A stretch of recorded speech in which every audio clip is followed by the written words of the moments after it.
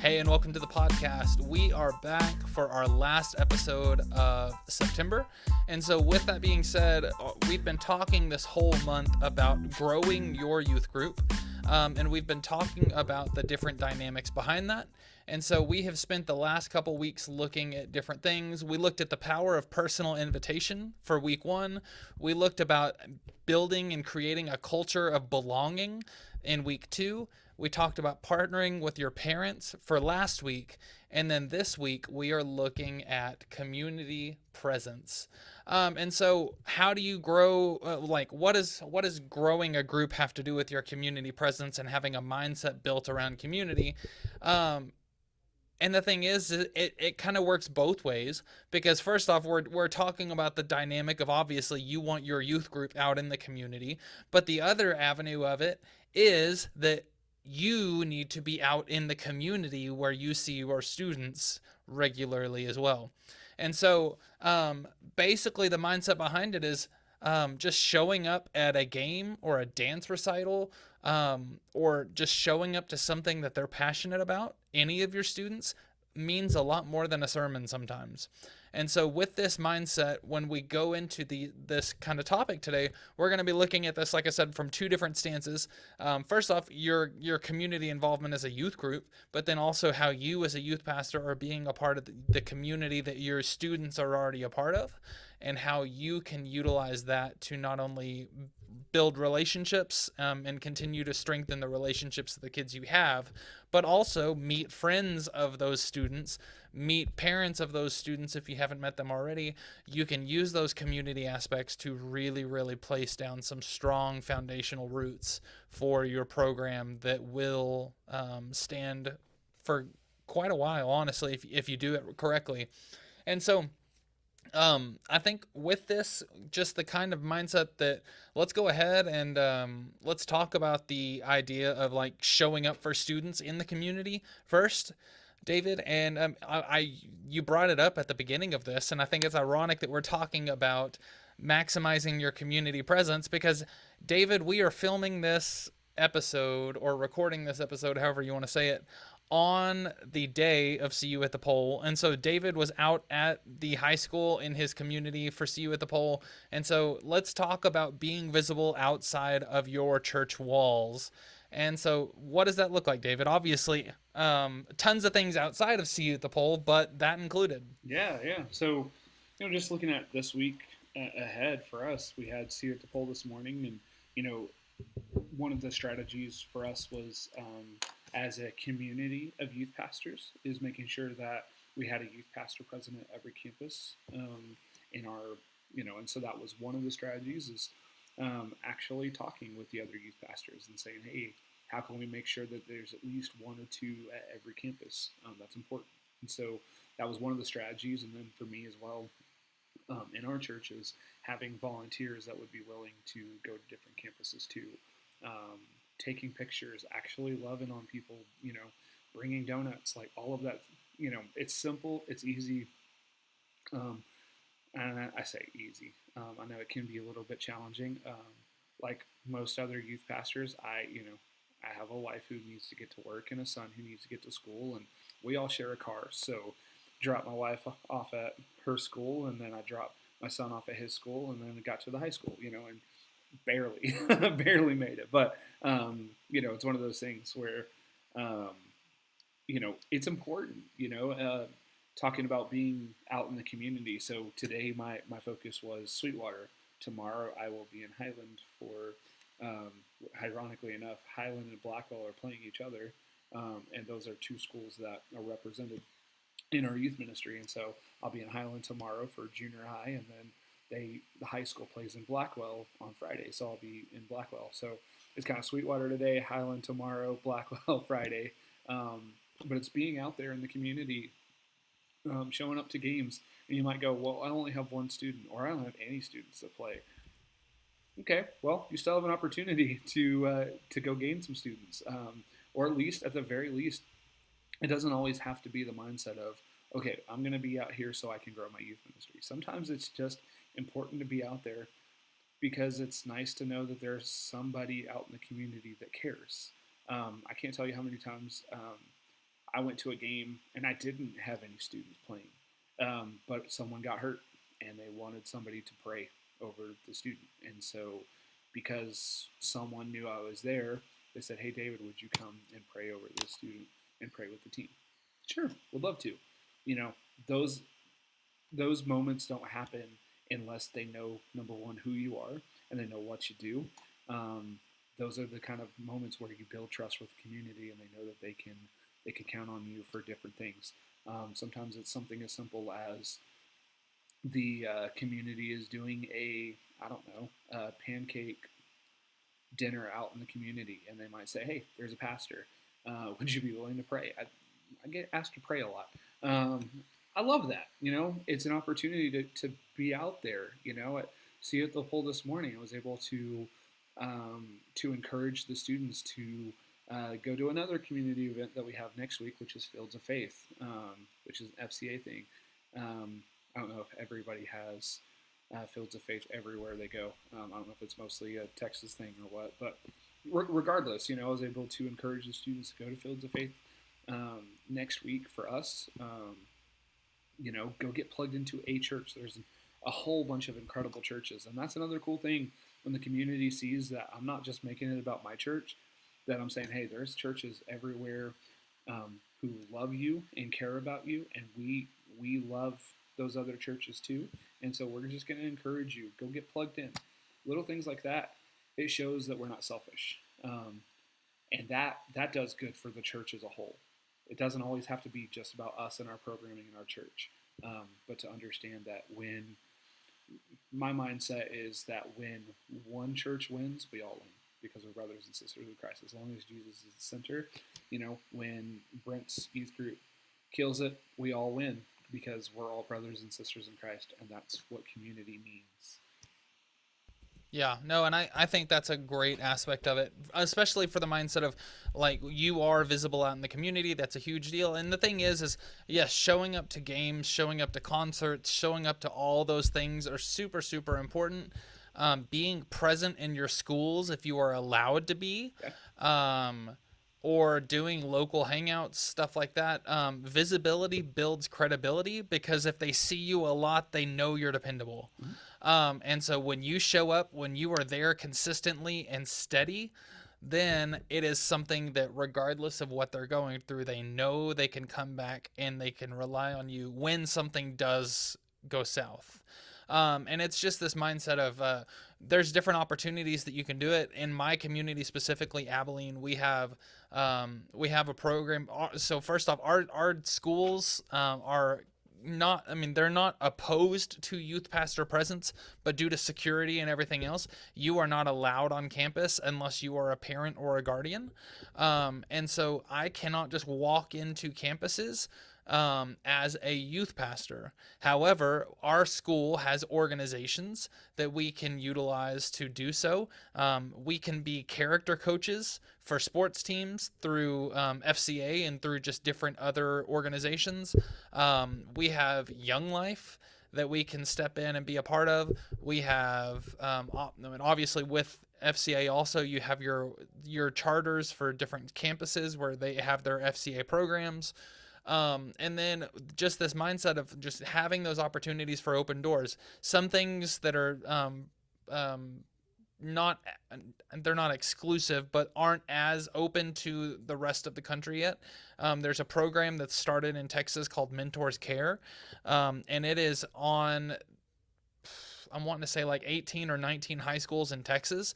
And it's just this opportunity for going in and being a mentor to a kid that is at risk, or a kid that is basically just not putting forth the effort to graduate. And so you have an opportunity to step on campus and you are cleared to be on campus. You can go in, you can speak to that student, but you can also, as you're walking through, typically that is for a class period. And so like I definitely make sure that when I was in Mentors Care that I got there before the bell rang, so I could walk through the halls getting to where I was supposed to be, so I could say hi and high five and do all, like, see as many of my kids as possible. And then the other dynamic of it is now, at least in the state of Texas, you have the the state of Texas has approved chaplaincy for schools. And so I'm a certified school chaplain. And so I get to spend 1 day a week at 2 different campuses in our community. And it's just an opportunity for me to break down those walls, me to be there for the teachers and the administration that need it. I'm on elementary and intermediate campuses, so I don't speak to kids as much. But I can also show that, part of our job is there for youth, obviously, but like ultimately our job as part of the church is to be there for the community as a whole. And so if I can be there for the teachers and the faculty that are pouring into the lives and the hearts of these students, then I'm going to do that just as much as I can. And so it's very, very cool. I've had some really, really great conversations come out of that. But we do have a chaplain at the high school. And so utilizing those opportunities, utilizing those moments where you can step into your school districts or step into places that are just local hangouts, gives you opportunities. And the other thing I was going to say with this is, and I found this to be one of the most utilized aspects, is the kids love seeing you at your stuff. Don't get me wrong. However, find the parents and go sit with the parents, because the parents care a heck of a lot more than the kids do, because they are pumped that you spent time out of your day to come support their kid. And so some of the best conversations that I've ever had, some of the best opportunities for ministry that I've had have come out of those conversations with parents, where the parents are like, thank you so much for coming and supporting my kid. Like, they are so excited to see you, kind of thing like that. And it's like, yeah, like, definitely want to be here. But then I'm also utilizing that as a opportunity, once again, to connect parents into my ministry, like we talked about last week, and utilizing that relationship with parents. And so using those moments strategically is super, super important. But also, like David said at the beginning, attending those events make you a part of the community. They make you a recognizable part. And then also the kids absolutely love seeing you there, especially if they ask you to be there. And that's one of the things when I was younger in youth ministry, I definitely was under the mindset of like, if I could be at any sporting event or any recital or any whatever, I was there. Now that I have 2 kids, one's in junior high and one's in intermediate school, and I have a wife at home and everything else, we've kind of flipped that dynamic. And so basically I have a calendar in my youth room that has a dry erase marker, and it is, hey, if you want me to show up to an event, write it on the calendar and then let me know about it, and I will do my best to be there. I do the same thing. You have to. And so that way, yeah, it takes a little pressure off of you, because I'm going to be honest, like I'm not going to go to every football game. Not to mention like every football game for the football season, even if it's just going to the varsity games, because that's 8, 9, 10 weeks straight. And so it's one of those things that like I don't have to make time to go to all the games. I don't have to make time to go to every football game, because if I went to every 7th grade, 8th grade, freshman, JV, and varsity game, I'd never be home. And then not to mention when basketball and baseball and track and tennis and all the other things are going too. Like I think there's a fine line between modeling the importance of scheduling and prioritizing your time, and being a healthy model of that for your students, because a lot of your students look up to you for more than just being a youth pastor. They're also looking at you as a model of how to be in the future. And so utilizing those opportunities is a really, really good thing to teach. And so creating those healthy boundaries for that is really, really important to model to your students as well, and be like, hey, I want to be there, but also being able to say like, hey, I've already been to 2 of your dance recitals. Like my mentality and my focus is I want to try to be present for every single student here.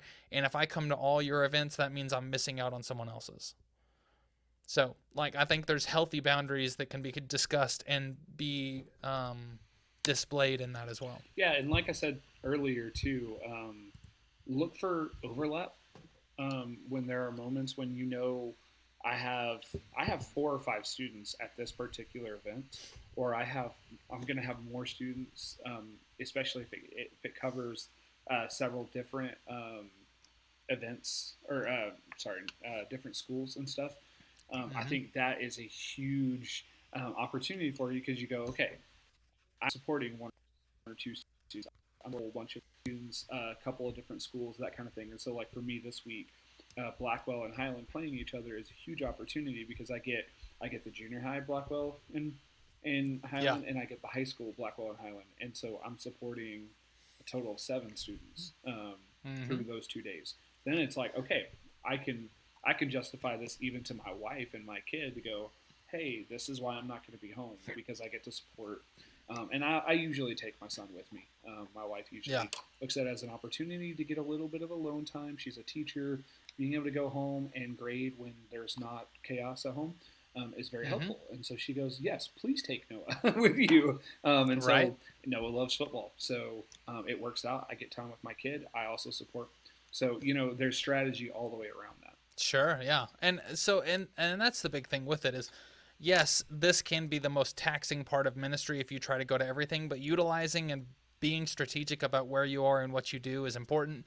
There is one thing that our high school does. It's called 24-hour musical. And legitimately the high school students and anybody can be a part of it. Last year I think there were 120 students involved in the 24-hour musical or something to that nature. It was crazy. Mm-hmm. And so basically, like, it is a 24-hour lock-in at the school. The kids literally the day before it starts learn about what the musical is going to be that they learn, and then they spend 24 hours learning this musical, and then at the end of the 24 hours they display it to the community, and it is terrible. it is it is crazy. There are But super so many funny. people that so many people that forget lines and Yeah. forget what they're supposed to, where they're supposed to be and what they're supposed to say and all these different things. But at the same time, out of those 120 kids, I probably have 15 to 20 Yeah. of my youth students that are involved in that thing.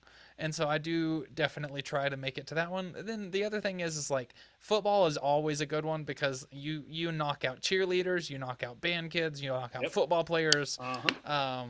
all of those things. So find those strategic moments to where you can utilize your time well, but also be there in the community for all those different things.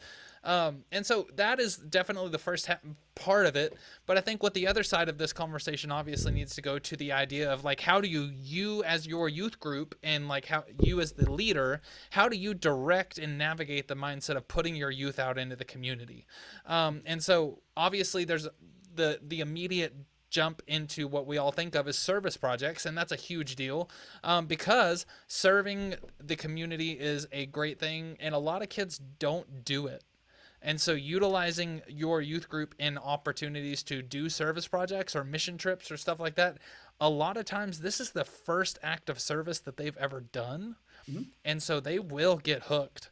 And a lot of kids really, really look forward to the mission trips. But there's so many different ways you can do it. Our church is fairly missional when it comes to how involved we are in the community, and a lot of times our youth are involved in most of them. We are a huge charter for Operation Christmas Child, and so we do shoe boxes, but our kids also serve in our church, they serve in the community, they serve, and then we do service projects, we do mission trips. We actually shifted our mission focus last year to where our 100% of our efforts are going to be internal, like we are focusing on our community and we're not leaving our community. And so our service projects and our service, like our mission trip, is literally a week of service in town. And so we still do worship. We still do fun things. We still goof off. We still eat a lot of food and laugh and joke and play but it's all community oriented service because we want our kids to be able to know that hey, you don't have to travel away to serve people. And I think for a long time, this sounds haughty, I guess. I don't know. But I think a lot of times mission like youth pastors use mission trips as a vacation opportunity instead of a mission opportunity because they want to go to these different towns, and I've been guilty of that for sure. There was a season in my youth ministry, and I'm kind of embarrassed to say this. There was a season in my youth ministry where I literally went to places that had AAA baseball teams. Um, and it wasn't necessarily that that was the purpose, but that was one of the fun things that we typically did on mission trips. And so I would literally plan our mission location off of what we could do and what we could utilize in the community for the post work opportunities. Because when you look at it, every community has things that you can work on. But it got to this mindset of like, why are we leaving? There is so much to do in our community. There are so many opportunities that I want our students to be aware of. And so utilizing those local resources not only teaches them that they can serve, but they also get to serve in their community and learn all the places that they can do it. Yeah, and to that point too, there's been I've had several missionary friends that said that are actually out abroad, and one of the things that they've been running into is a little bit of kickback from some of these other nations that they're serving, specifically Africa. That goes, man, when the church thinks mission trip, they think let's go to Africa and go help them. And what they didn't realize is like there was a point when the churches in America were sending so many people from America, they were literally taking jobs away from people in the local community that need to feed their families and provide for their families. And I realize that's a little bit of a that could easily be a heated or contentious point for some people. So they'd go, I don't know about that. But I mean, there are people in the community that feel that way. And so that's something that you also have to consider when you go into these is how can we be a benefit to the community and not take away something from somebody. So if you're going to do a mission trip abroad of any sort, think about how you can maximize the people that's the local community that's there to be able to do more. And so keep that in mind if you do that. And that's why, again, I think, to your point, Brent, I think that makes a lot more sense to look at your community and say, how can I help my community do better, whatever that might be. It might be something as simple as building wheelchair ramps for people who are handicapped that can't hardly get in and out of their homes. That might be, you name it. There's so many different ways to serve. One of the best ways to know how to best utilize community is to go to your local chamber of commerce and say, hey, what are you seeing as a need, or if your church has, or not your church, your community has a ministerial alliance, say, hey, what's typically the ministerial alliance has the heartbeat of the least of these in our community. A lot of our ministerial alliance host like food pantries and those kind of things, and that's a great opportunity to go, okay, how can we serve that? How can we be part of serving in that? And so we're fortunate that we have a food pantry inside our church. We host the community's food pantry. There's technically two, but we host the grocery side of it. And so our students can serve at our church because we get a truck that comes in every Tuesday. And so, especially in the summer, it's a great opportunity for us to do that. But another thing we've done is we have reached out to the local teams. That's like football during the fall. That's soccer boys. That's the track boys. We even reach out to the tennis team and some of the other teams and said, hey, y'all need community service hours for NHS, or sometimes even for their sports and stuff. Like, hey, come help us unload a truck. And they love it. And it's been a really cool opportunity too, where we're even, you want to be out in the community, but sometimes we can even bring the community into our church, and it's a good opportunity to pour into them while they're pouring into us too. That can be helpful too. And so looking for opportunities to get out there, because then we are even more known as a blessing in the community. And that's really what it's about. More importantly than trying to grow our programs, which is a fun benefit of it, it's about being a blessing to our community. Yeah, no, definitely. And the other aspect of it that I think is a question you need to be asking as a youth pastor is, am I doing mission trips for the sake of serving the community, or am I doing mission trips for the sake of utilizing this as an instructional time to teach my kids how to serve others? Because I think a lot of times we go and serve these people in the community, but it's like, oh, hey, like, we're going to go do this, but we don't talk about the dynamics of like, hey, this is how you can go serve on your own time, or this is how you can get your family to go do the same thing that we did today. and you can utilize that family unit and get them all to be missional. And I think that's something that we do miss out a lot when we think about mission trips is we're like, oh, we're going to go serve for Jesus. It's like, why don't we use this as an opportunity to teach them how to serve instead? Because there are nonprofits in your town. There are soup kitchens. There are food pantries. There are 100 different resources. Even in small towns, like you have resources that you can go and you can be a part of. And it's just this mindset of serving outside of the church helps students live missionally, but it's also the mindset of like the whole give a man a fish, teach a man to fish. Yeah. If you teach them how to serve, they'll go do it on their own.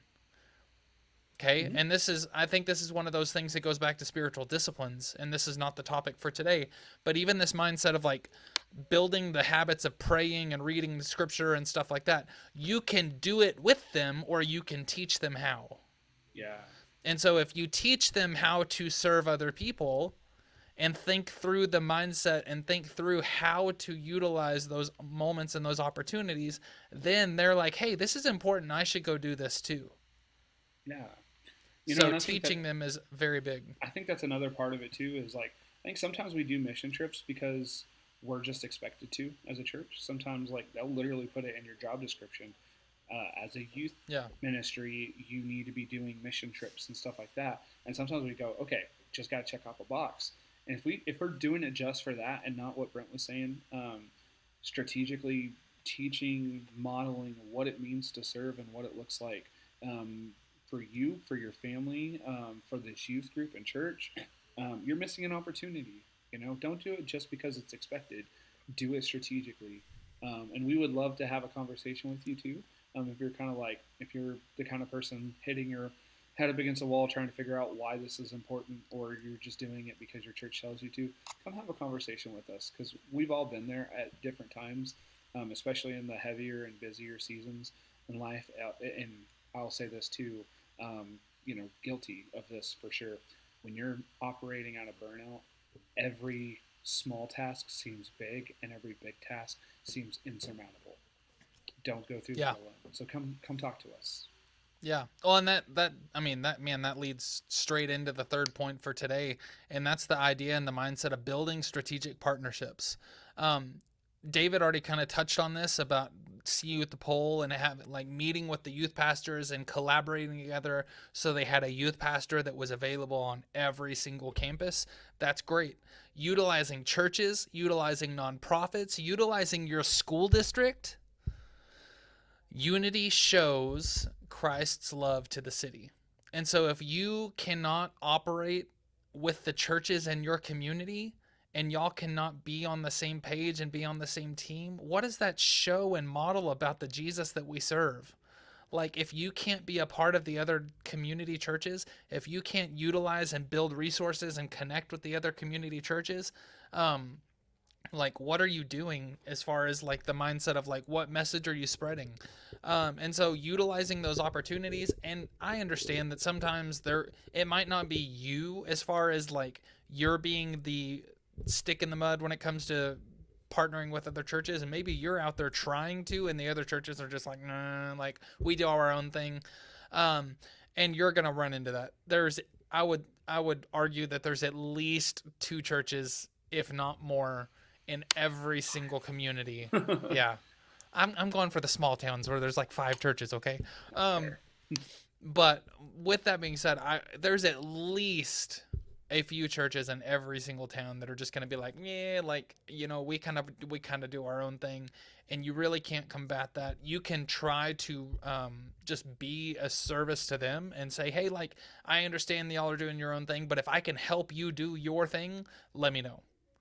And that might be the opportunity to open that door. The other aspect is just like David said, when you're operating out of burnout and when you're operating out of like this draining resource situation, strategic partnerships expand reach without burnout and without draining resources. And so maybe you don't have the budget to go and feed 500 homeless people that live in your community, but maybe you can partner with 4 or 5 other churches and utilize funds collectively to go buy the food, and then utilize the volunteer teams of those churches to go and cook the food, prep the food, serve the food, minister to the homeless people as they're coming in, and utilize all those different aspects of how we can be a unified group of people. Because if we are called the body, we need to be the body, not be a part of the body. um do you have something or no? Okay. Yeah, and so with that, like, there's hopefully at very least, like, and David mentioned this earlier, ministerial alliance. Basically, that's just churches that get together. Like, it's typically the pastors, maybe the youth pastors, that come together, and they meet. They probably meet once a month, and they're just like, hey, this is what's going on in our community. This is what's coming up. How can we help? How can we, like, where can we pull these resources? We don't call it ministerial alliance in Abilene because we're if you are unfamiliar with Abilene, we're like 100 and Huge. 140, 150,000 people. Um, and so with that, one of the things we call it one kingdom. Um, and so, like, we are all churches under one kingdom. And so, like, all the, like, we have monthly lunches and business meetings where, like, we talk about different things that are coming up, and we do corporate worship services together, once or twice semester, where, like, all the churches come together. We kind of rotate and host different places and utilize that. But then there's so many different ministries in our community that want partnership, and so we work to utilize those.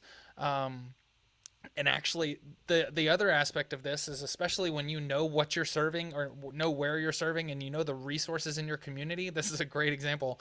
Um, for our mission week this past year, we had planned on going to an organization on Monday and on Friday of the same week, and were like going to basically go work in their business office on Monday, and we were going to help them get some stuff prepped for, like, this missional send out thing that they were going to do. And then on Friday we were going to, it was a battered women's shelter, not no, it was a trafficking organization, it's that fought against human trafficking. And so we were going to go help in their business office on Monday. We were going to go work in one of the houses that they had to get people out of trafficking, and do some maintenance and landscaping and stuff like that on Friday. The week before the mission trip, the president of the organization stepped down, and she was the one that we made all the plans with. And so we got there on Monday thinking that we'd have tons of stuff to do, and we didn't. They had like 30 minutes of stuff for us to do. We only took 16 kids, and they were absolutely like, oh no, oh no, we don't have anything to do. We don't have anything to do. And it was like, we were like, okay, well, we can still make this work, kind of thing like that. You working with that ministry, like trying to utilize that opportunity. And then they were like, all right, yeah, so we're so excited to see you on Thursday. And we were like, but we're coming on Friday.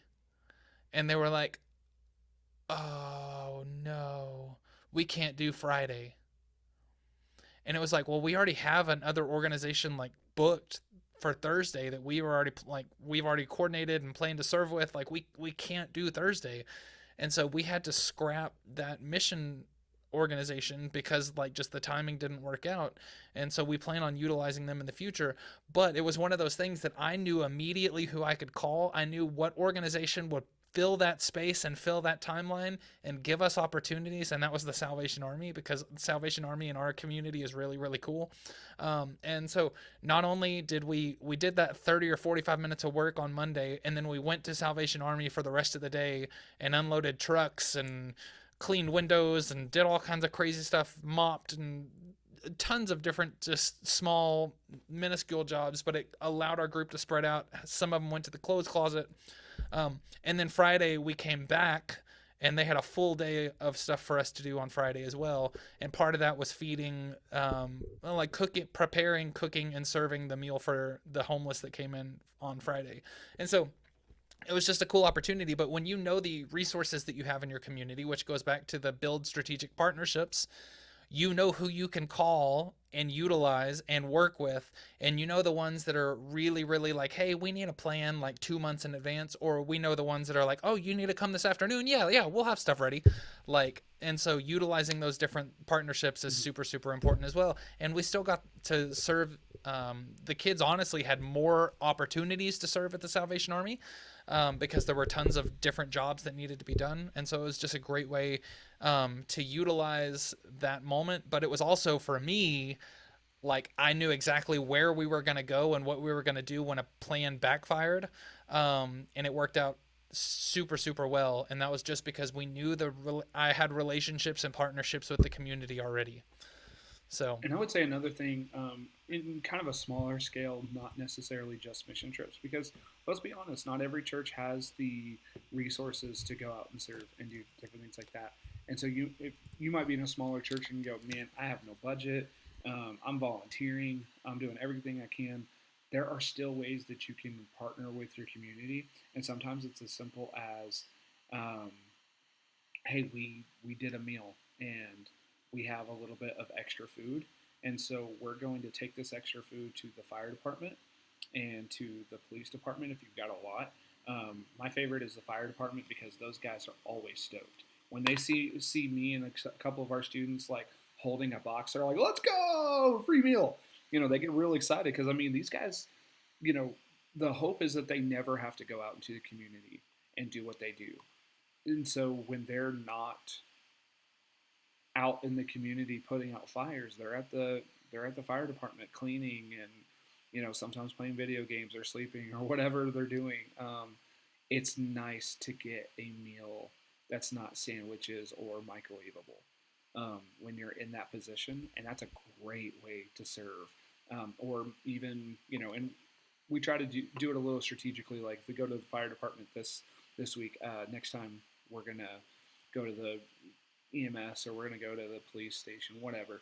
Just little things like that. I mean, being able to serve first responders in that way, and then another great, really really great way to serve is if you know you have a fundraiser coming up. One of my favorites is the chili cook-off that we do. We do a chili cook-off and dessert auction, and I love, love, love getting our community involved in that. And so what I'll do is I'll usually go to the fire department first because they're always the first to go. Heck yeah, we're gonna do a chili. And then what I do is when I know, I go to the fire department and say, hey, you want to go with me to go ask the police? The reason why I like doing that is because when you have organizations that like to compete with one another, businesses, banks, that kind of thing, have one of them go with you to the next one, because then they can be like, hey, fire department, we got our chili in. We're going to win this thing. You don't have a chance. Now all of a sudden the police department's like, oh, bet. We're going to do 2 chilies and we're going to beat you twice. Like, that kind of thing. I've literally had that happen. And it was our fire department, our EMS, and our police department. And they were like, no chance here. I'm going to let you win.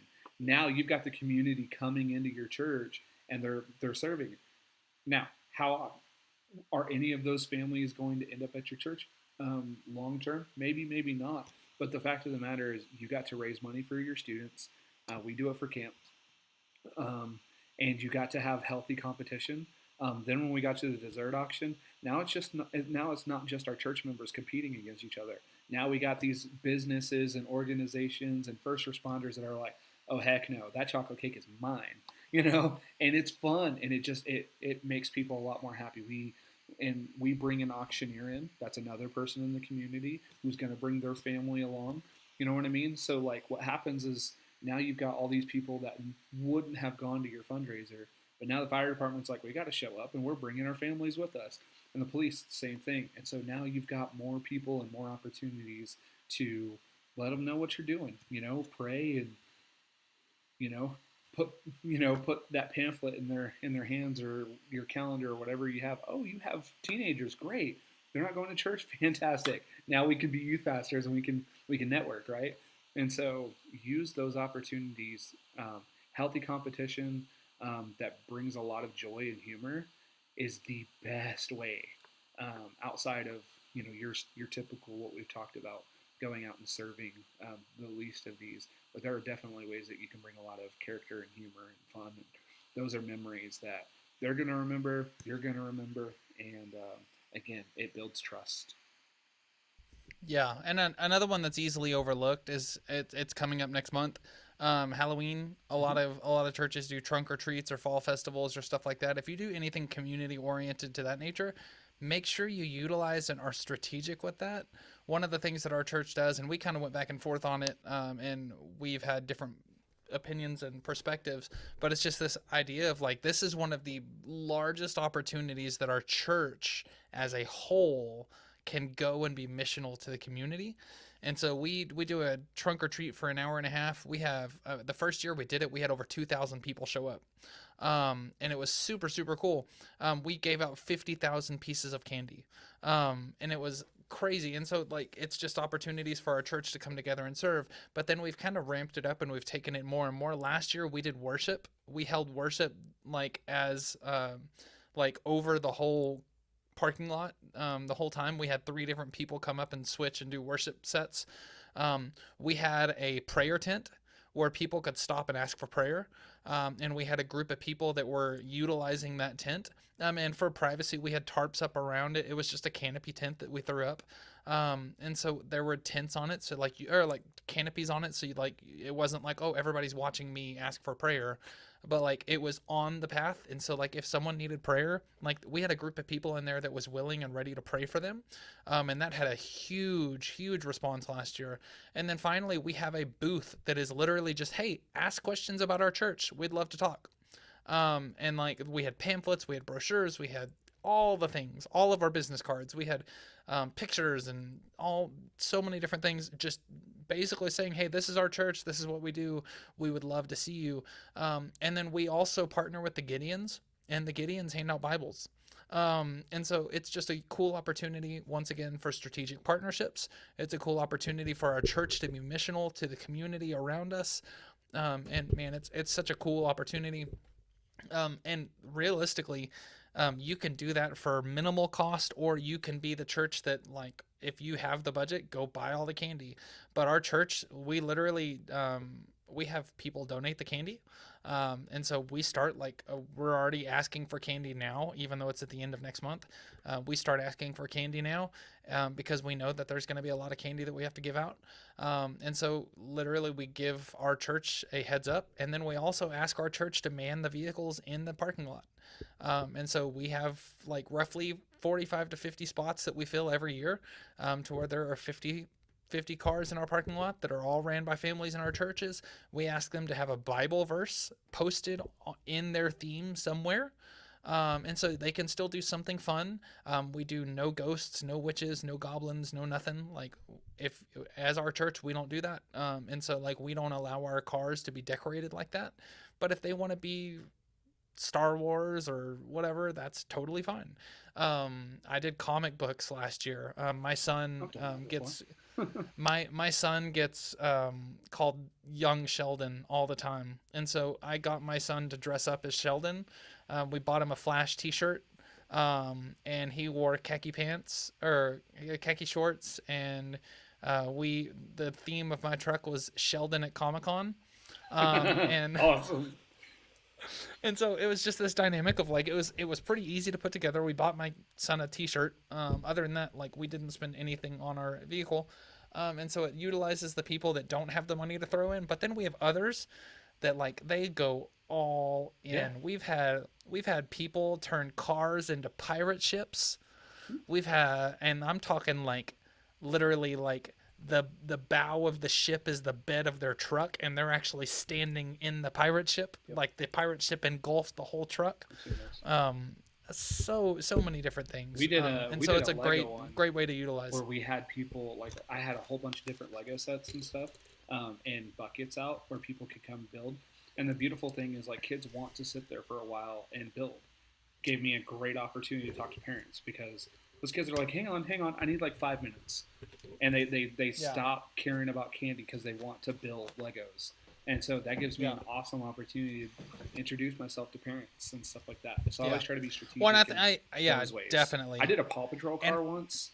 Same thing. I brought all of Noah's toys, and it was a really cool opportunity because now they want to play with the toys. And I'm like, hey, I got a captive audience right now. Let's talk. Yeah. And be sure to speak to your audience when you do stuff like this. Like one of the things that I've done. So we are the most unconventional, and we are kind of getting off topic, but we're done. Outside of like our closing, so I'm just gonna spend a couple seconds. But we are a very unconventional family when it comes to trunk or treat and trick or treating and stuff like that. Our family, like we literally do, anybody that comes to our house for like our actual trick or treating, we've done s'mores the past 3 years. I pull out my barbecue pit and let families that come up to our house make s'mores instead of giving them candy. Kids love it. The parents think it's awesome. We've done. I've done barbecue in the past and handed out, like I just cooked a bunch of ribs, Bro, and I I'm had going to your extras. house for I had Halloween this extras, year. and we were giving the kids candy, and we were giving the adults ribs, like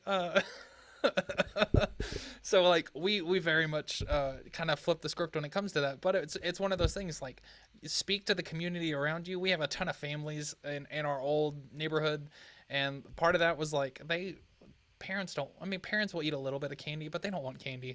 And so like, and then our neighborhood would get behind it. Like we had people that would uh, do all kinds of stuff. Some of it not church focused Sure. or not, but I mean really really cool community opportunities. But with this trunk or treat is that as well. And so speak to the group. We don't do we actually are taking games out of trunk or treat at all, or like those moments that do take up more time, partially because like we have such a line at Yeah, ours that you have we to. literally have to, in order to keep the flow of traffic going.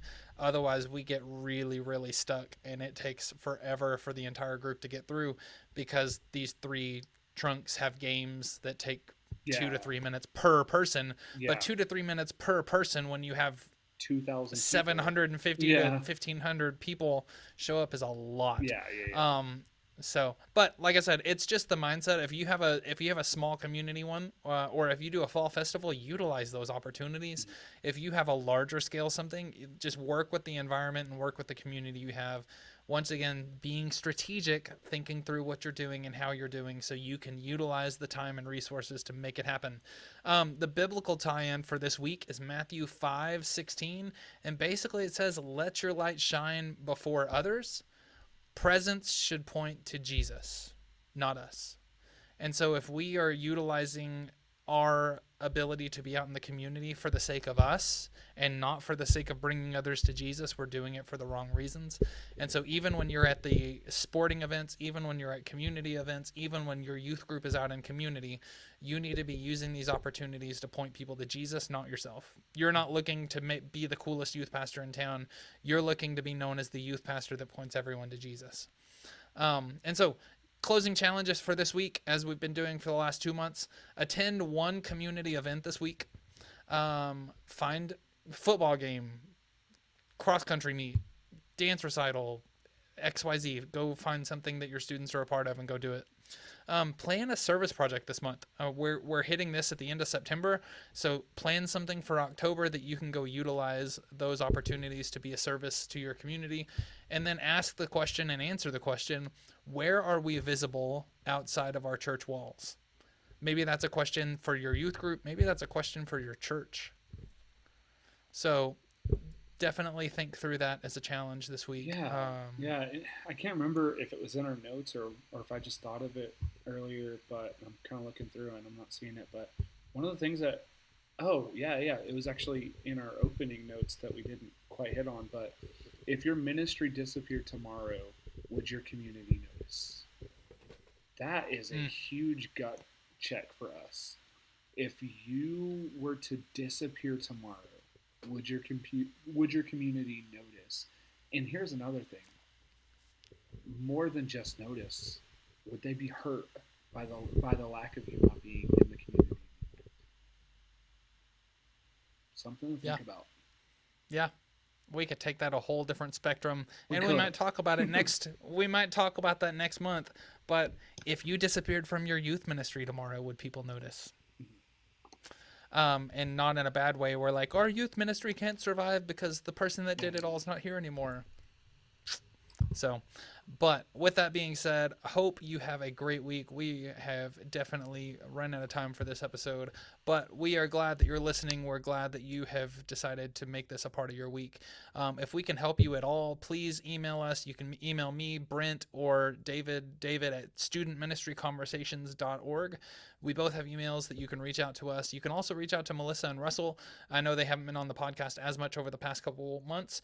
It's just due to internet connectivity issues and availability and other things, and so they are still a part of this as well, and so we are all available. Or if you just want to send us an email, podcast@studentministryconversations.org, you can reach out to us that way as well. We're also on social media. We'd love for you to share this podcast with your youth pastor friends. We do not advertise. This is word of mouth. Literally the only way new youth pastors get to hear it is because you took the time to share it. And so with that being said, we'd love for you to share this episode or share a favorite episode that you've heard over the past couple months, or just go back and look through our category or archive of 220 plus episodes now, and find an episode that stood out to you and share that with your friends. 223 episodes. Woo-woo. Crazy. Getting up there.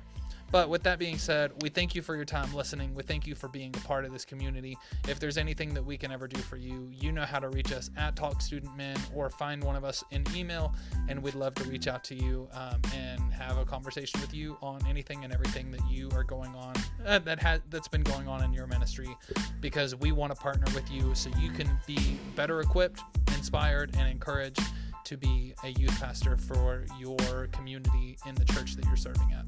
So with that being said, that is all the time we have. Hope you have a great week. We will see you next week, and keep loving on, students.